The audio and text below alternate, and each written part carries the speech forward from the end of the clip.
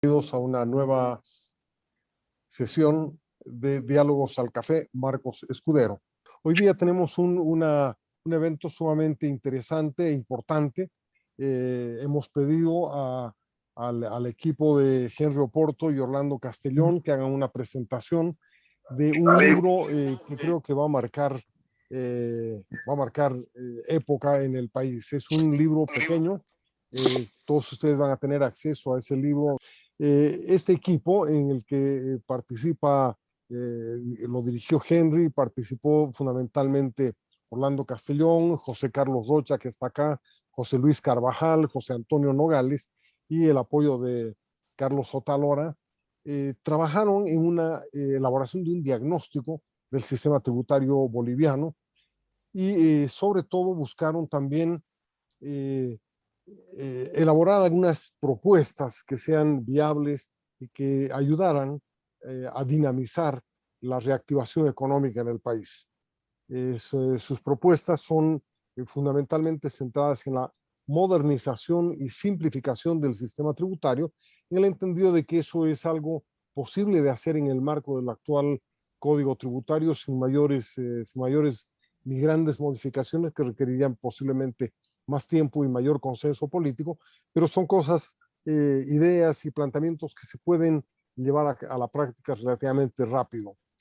Como Orlando va a explicar y va a detallar las propuestas, estas apuntan, ¿no es cierto?, a atraer inversiones, a dinamizar la inversión, a reactivar el aparato productivo y a ampliar la base tributaria. Porque como todos bien sabemos, ellos mismos estuvieron acá presentando el diagnóstico, nuestro sistema tributario es terriblemente inequitativo e ineficiente y ha perdido toda capacidad de regular adecuadamente la actividad económica, ¿no? Es un sistema que se centra en un número muy reducido de contribuyentes y los exacciona, los presiona de una manera tal que muchas veces hace difícil, si no imposible, el manejo de su economía. Le cedo la palabra a Henry, si quisieras decir algo al comenzar el evento. Por supuesto, eres bienvenido a dar algunas palabras como director de Milenio y coordinador principal de este esfuerzo que hoy estamos presentando. Así que adelante, Henry. Gracias, Roberto. Esta es una buena oportunidad para abrir el debate sobre un tema que nos preocupa y angustia a muchos. Y ese es precisamente el propósito de esta publicación, que recoge un estudio de varios meses realizado por un equipo multidisciplinario al que tú ya has hecho referencia. El propósito central de esta publicación es aportar ideas, aportar información, aportar reflexiones, creo que bastante sustentadas y rigurosas, eh, para que la opinión pública del país pueda tener más elementos de información y pues asumir el reto de eh, discutir abiertamente la necesidad de introducir cambios en la política y en el sistema tributario. Yo me quedo ahí para más bien pasarle la palabra a Orlando Castellón, que en nombre del equipo que ha trabajado este estudio va a hacer una presentación sucinta, va a presentar las líneas maestras básicamente del corazón de la propuesta que estamos haciendo, y va a ser muy satisfactorio escuchar los comentarios, las impresiones de los distinguidos amigos que conforman el panel que participa en esta reunión. Mientras Orlando Castellón prepara su presentación, quiero decirles que él es economista de la Universidad Católica Boliviana, tiene estudios de posgrado en Derecho y Administración Tributaria, es consultor internacional en varios países, ha trabajado en Centro y Sudamérica, ha sido docente en la Universidad Mayor de San Simón y tiene más de 3 décadas de experiencia en gestión pública, planificación, modernización y fortalecimiento institucional. Él ha sido el coordinador técnico principal de este trabajo, así que lo escuchamos atentamente. Adelante, Orlando. Muchas gracias, buenas tardes. Para mí es un privilegio poder presentarles una breve introducción a lo que es el libro de modernización y simplificación del sistema tributario, que se ha venido a llamar la reforma necesaria. Es reconocer y agradecer públicamente todo el apoyo recibido del licenciado Carlos Otárola. Siempre ha estado con muy buenas ideas, muy buenos aportes y obviamente tratando de seguir sus pasos. Por recomendaciones de Henry, vamos a hacer simplemente una exposición muy breve, muy sucinta, porque el objetivo de este evento es despertar al debate y llamar a la reflexión y conocer la opinión que tienen los lectores sobre este tópico importante para el país. ¿Alcanzan a ver la pantalla completa de la presentación? Está perfecto, Orlando, adelante. Continúo entonces, muchas gracias. Bien, este estudio realizado en el equipo de trabajo buscaba, bueno, parte de un análisis del contexto situacional que se vino a agravar por la situación de la pandemia, que nos deja con un estadio situacional de recesión.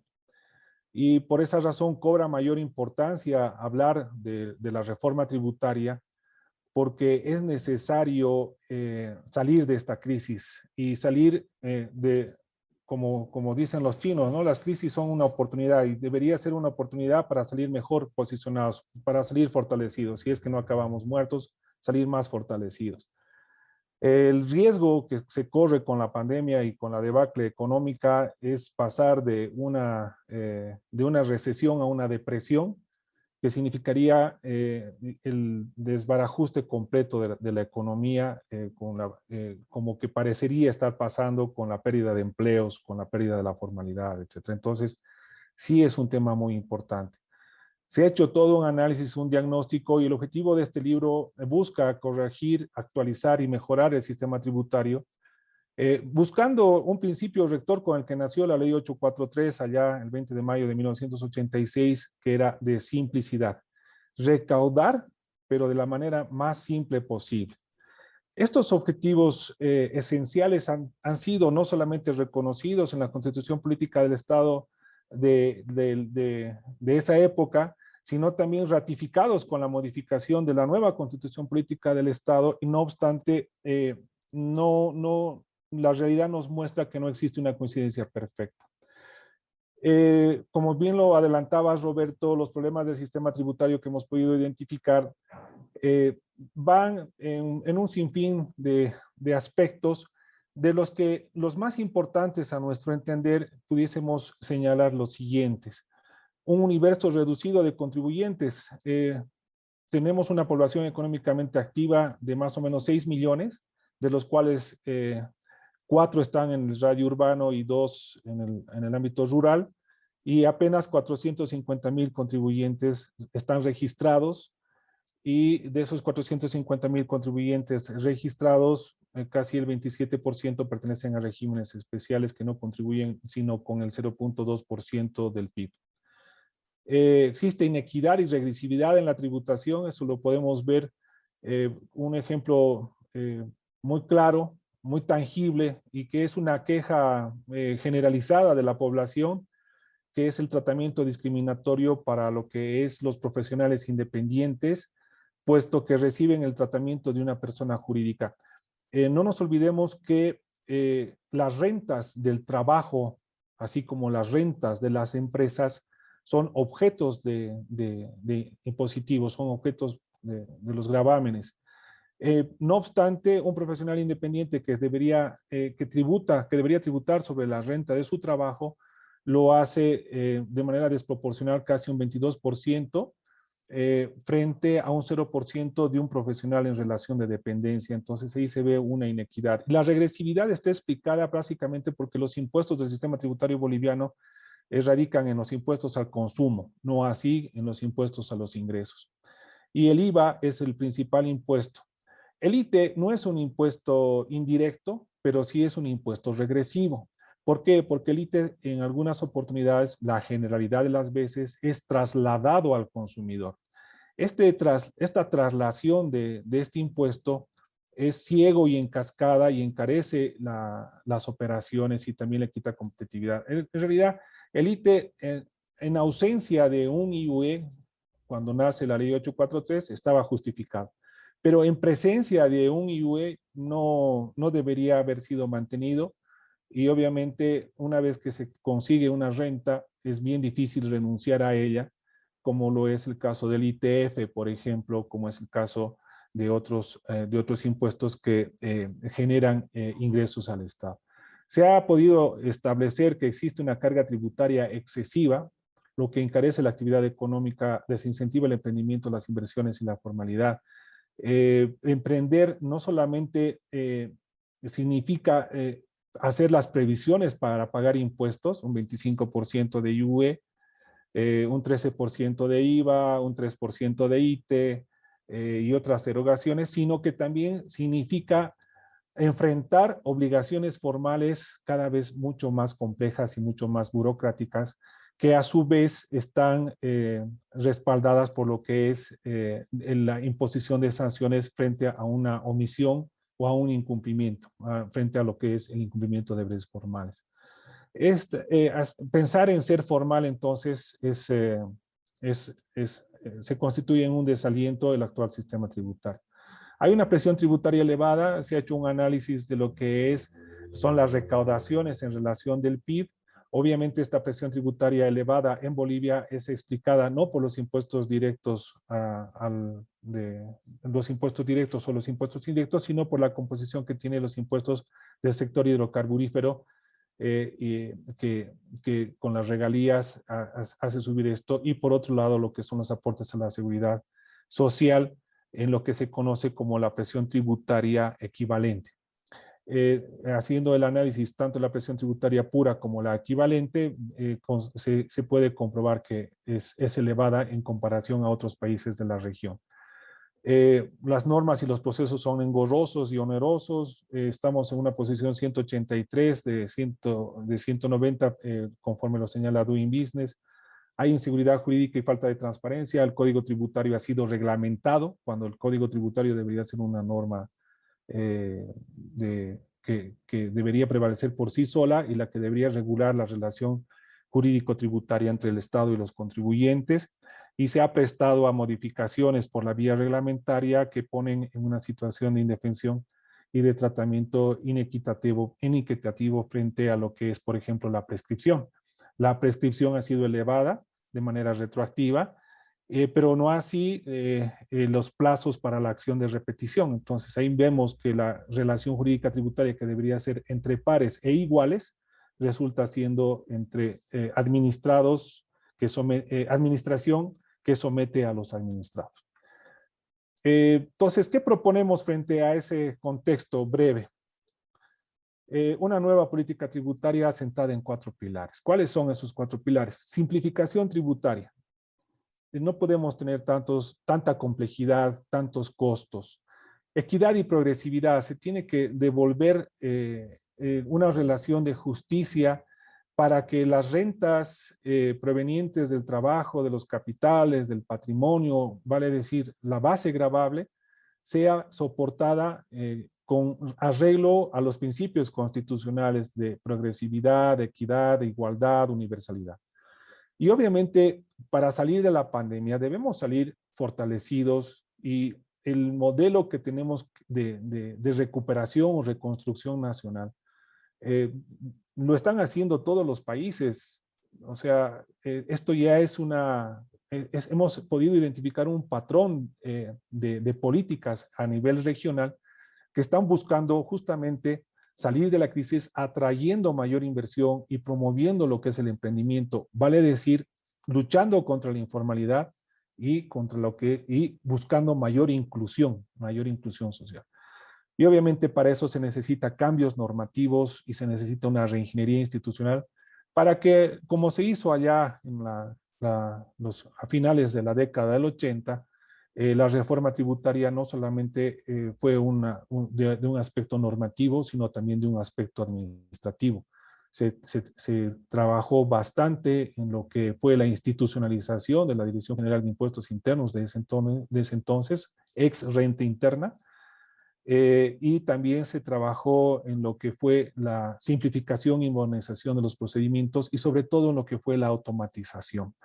Bueno, creemos que ahora también es necesario buscar esos principios con los que nació la reforma tributaria del 86.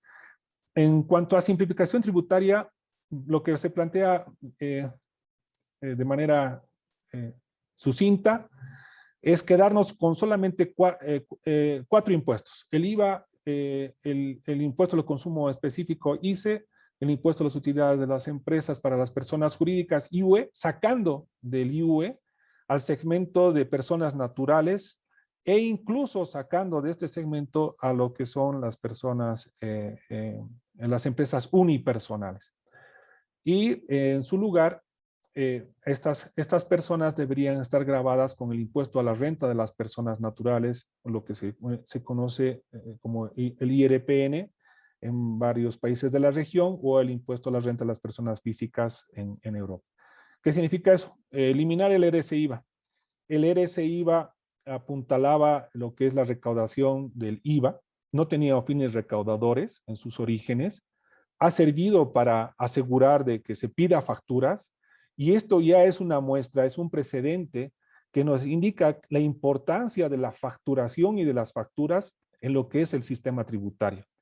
Es el eje transversal, es la columna vertebral, porque también soporta lo que vienen a ser los registros del IUE y de los otros impuestos. Por lo tanto, la facturación es un medio que debe ser tenido muy en cuenta a la hora de hacer política tributaria y de aplicar la administración tributaria.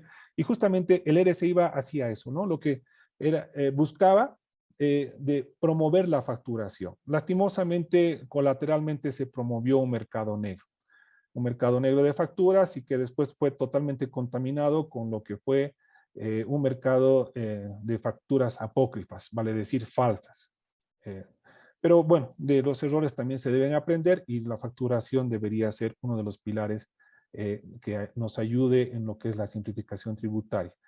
Y habría que eliminar los otros impuestos que no son efectivos y que han ido surgiendo más o menos siguiendo una lógica que se hacía antes de la ley 843, el de crear según las necesidades rentas destinadas, y fueron apareciendo impuestos que no terminan siendo eficientes, perjudican a la administración tributaria, complejizan el sistema.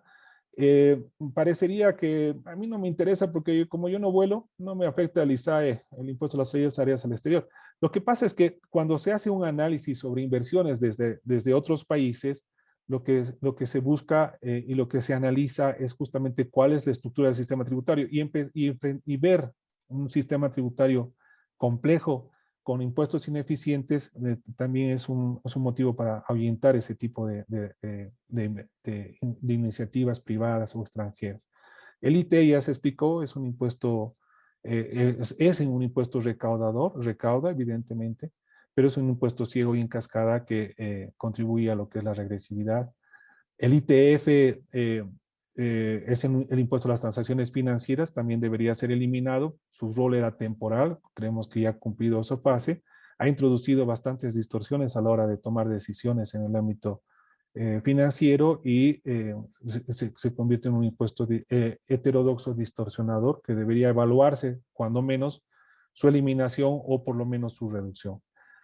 Y bueno, los regímenes tributarios simplificados, el régimen agrario unificado y el sistema tributario integrado, que prácticamente, aunque representan un 26% del universo, no representan el 0.2% de la recaudación sobre el PIB. La modernidad hace las nuevas tendencias, o por lo menos a las aspiraciones de los países para un sistema simplificado, ya tenían sus orígenes en la década del 90, con lo que se vino a conocer las declaraciones sombra. Y ahora hay una corriente de lo que son las declaraciones sugeridas, pero se está avanzando básicamente a las liquidaciones practicadas por la administración tributaria. En esa lógica, lo que se plantea son dos modalidades de liquidación. Una modalidad de determinación automática, cuyo periodo sea trimestral y no mensual, para los mismos impuestos, para lo que ya hemos dicho, ¿no? El IVA, el ICE, etcétera, en la que todas las compras realizadas necesariamente sean realizadas con facturas electrónicas, sean transacciones electrónicas, para que con esta información se pueda, la administración tributaria pueda hacer las verificaciones que corresponda y con toda esa información transmitida en línea, transmitida hacia la administración tributaria, se pueda hacer la liquidación del impuesto y simplemente el contribuyente deba aceptar o corregir esa liquidación para que se pueda pagar.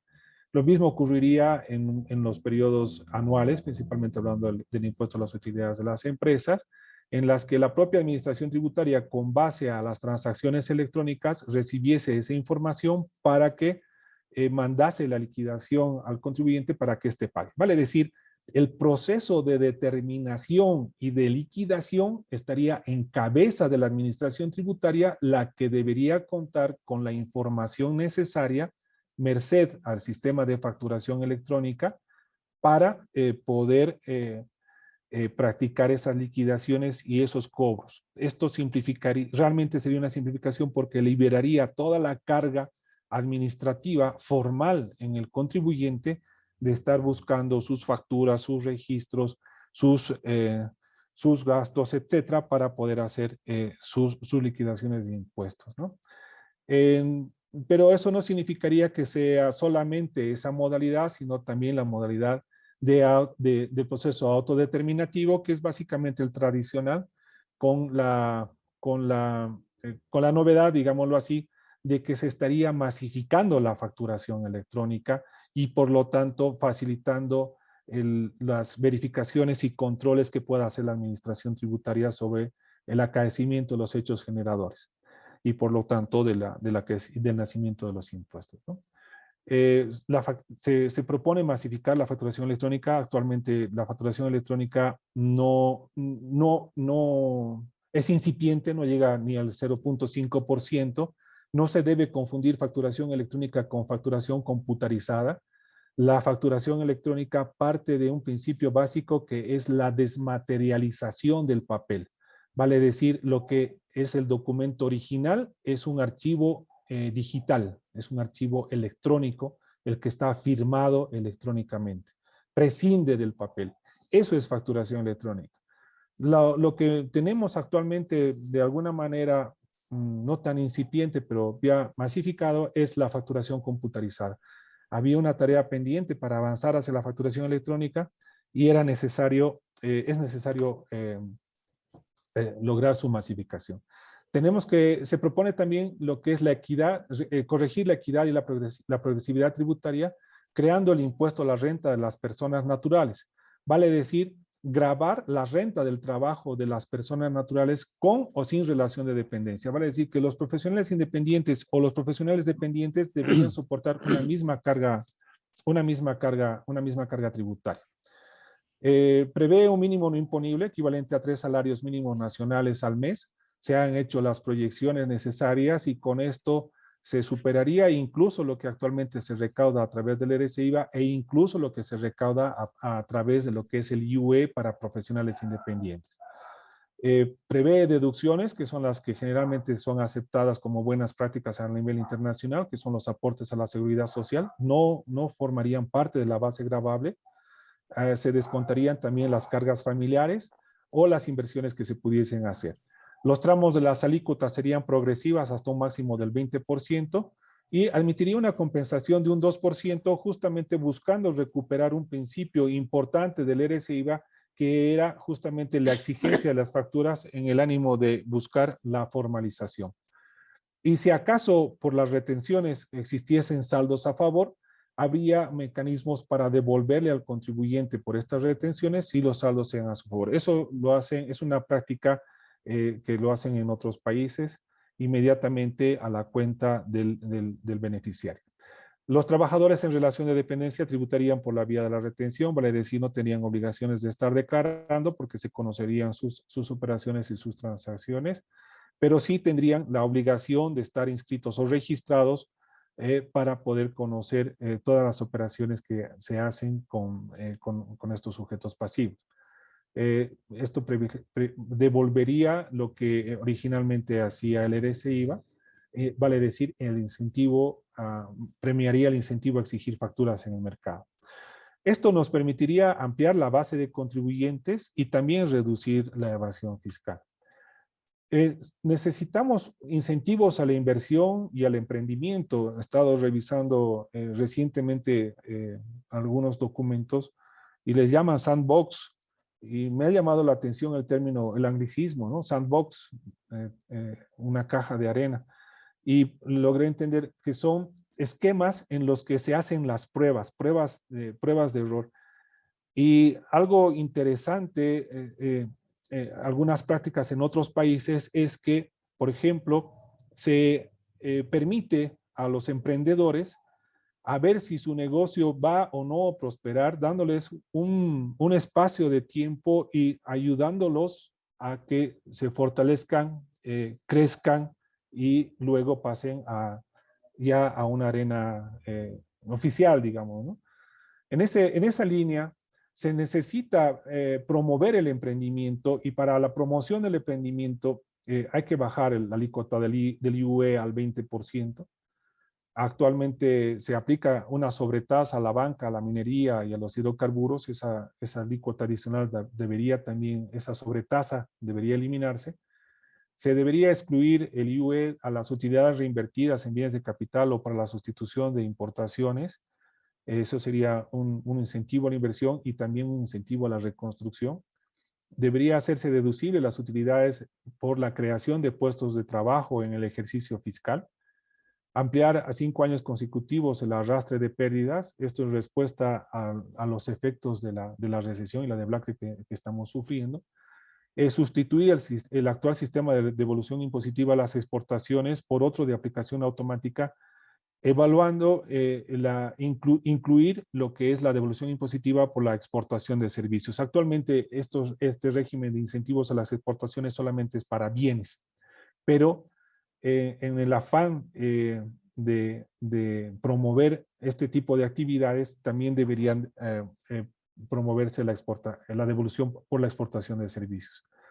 Esto les decía que también es urgente, ha sido muy soslayado. Si ustedes hacen un análisis o una investigación de en qué situación está Bolivia en la región en cuanto a las ventanillas únicas de comercio exterior, estamos al nivel de un país del África. Prácticamente somos el único país en América que no tiene una BUCE consolidada. La BUCE lo que busca es simplificar, estandarizar, transparentar, agilizar y hacer más eficientes los procesos de comercio exterior. Una BUCE, por lo tanto, no solamente significa mayores ingresos para el Estado por las exportaciones que se puedan realizar, sino también mayor competitividad y mayor productividad para los operadores de comercio exterior, sobre todo para los exportadores. ¿Y qué decir para los importadores? También porque el aparato productivo necesita insumos importados. Se proponen cambios normativos y reingeniería institucional. Como les había adelantado, el Código Tributario necesita ser blindado. No debería tener un decreto reglamentario, debería ser una ley sustantiva, autónoma, única.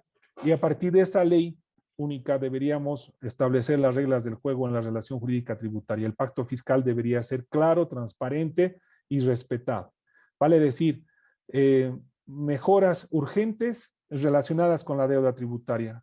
En el texto van a poder ver el análisis que se ha hecho sobre lo que es la aplicación de intereses. Esa aplicación de intereses actualmente siendo compuesta, interés compuesto, nos da una tasa de interés efectiva más alta que la nominal. Hay el mantenimiento de valor a través de los coeficientes de las UFBs hacen que se pague más que la tasa de inflación. Las multas son demasiado altas y por lo tanto se debería hablar de una gradualidad de multas y obviamente reponer la prescripción a 4 años, en lo que un colega que participó en el estudio le llamó la paz social. rescatar la Carta de Derechos para que los derechos del contribuyente sean reconocidos por ley, pero no solamente reconocidos, sino también respetados y aplicados. Y a fin de darle transparencia, se propone que las consultas, la figura de la consulta tributaria de carácter vinculante sea publicada justamente para uniformar criterios en la aplicación. Por seguridad jurídica necesitamos rescatar los principios constitucionales en todo el andamiaje normativo, mejorar lo que son los recursos de impugnación o de apelación, plantear de mejor forma la irretroactividad de las normas. No puede ser que se esté planteando impuestos o modificaciones en el Código Tributario que tengan carácter retroactivo, deben ser siempre proactivos. Se debe colocar límites a la ley financiera, se ha hecho un uso y abuso de esta práctica para establecer disposiciones. Todo esto significa afrentas a lo que es la seguridad jurídica y pone en una situación indefensa no solamente al contribuyente, sino las expectativas de nuevos emprendimientos y de inversiones extranjeras. Sobre la mora, se debería establecer la prescripción de oficio. Actualmente la administración tributaria está obligada a proseguir los recursos hasta que sea el propio contribuyente el que diga solicito prescripción. Y esto significa atacar un grave problema. La mora tributaria es demasiado alta, prácticamente ya alcanza un año completo de recaudación. Y se debería hablar justamente para resolver esa problemática de una regularización por la que, de forma similar como se hizo en la ley 843, con un impuesto transitorio de regularización. Y proponemos también una institucionalización. Deberíamos fusionar el Servicio de Impuestos Nacionales y la aduana para aprovechar lo que son las economías de escala, mejorar las bases de datos y informar criterios, pero obviamente todo esto debe ser en un marco de institucionalización, de meritocracia y de respeto de las normas. Lo contrario significaría entrar en unidad de actos. Aunque existe la normativa legal actualmente de la institucionalización, esta no está siendo practicada. Se ha hecho en el estudio también un ejercicio de sostenibilidad fiscal. No se ha querido echar mano de buenas ideas o de buenas intenciones que pongan en precario al Estado. Reconocemos que los impuestos son los recursos legítimos que tiene el erario, con los que cuenta el erario nacional para financiar los fines del gobierno. En ese sentido, se ha ido evaluando y midiendo con la información a la que se podía tener acceso, qué significaría renunciar a esos impuestos y qué significaría crear el IRPN. Y al final de cuentas, no les voy a leer los numeritos, están en el libro, pero al final de cuentas incluso se pudiese estar pensando en mayores ingresos para la economía. Bueno, la recomendación principal del libro: sugerimos la elaboración de una ley de simplificación y modernización tributaria que reúna en una sola norma legislativa el conjunto de medidas de política tributaria, tal como se hizo el año 1986 con la Ley de Reforma Tributaria 843. No consideramos plausible seguir hablando de parches. Necesitamos una transformación total. Muchas gracias por su atención.